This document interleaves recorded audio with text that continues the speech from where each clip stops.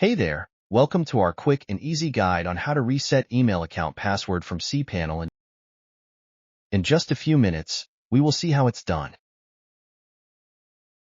First things first, enter your email and password to log into your cPanel and click on Login.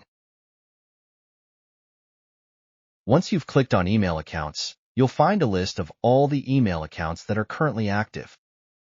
Next, choose the email address you'd like to reset the password for, then click on Manage. In the New Password section, you can either type in a new password manually or click on Generate to get in.